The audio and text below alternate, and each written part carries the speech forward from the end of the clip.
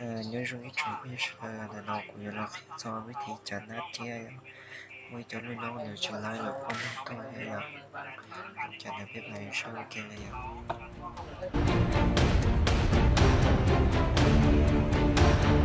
cái giờ không bây giờ các cái program là theo nhiều giờ chụp bộ còn để nóiวิธีจะเป็นว่าเรายอมมันของเราซื้อก็น่ารักตกโจมถึงตัวอย่างแต่ละเจี๊ยบตรง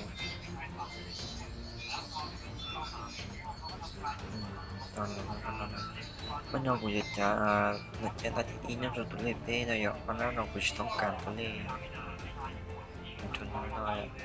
แต่ตัวจริงเราต้องทำแล้วเรา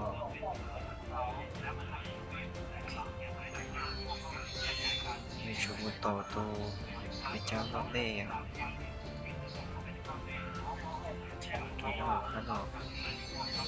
ก็ตัวน้อยก็เราเยอะเราตัวเล็กเลยอ่ะทำอะไรที่มันจะพอขนาดแล้วก็แบบคนนี้เนาะ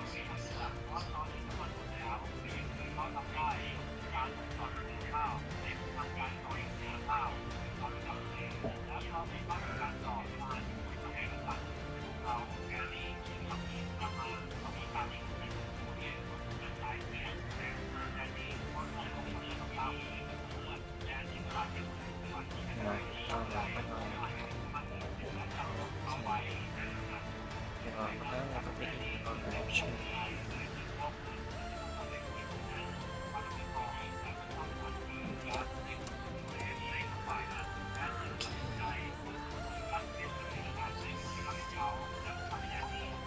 เดี๋ยวเจี๊ยบที่เดินชิมเลยอ่ะขนมชิมเลยอ่ะแต่เขายังว่าชิมได้อ่ะช่วงนี้เราเห็นเด็กชิมก็เชื่อผู้ช่วงไหน都能找不到呀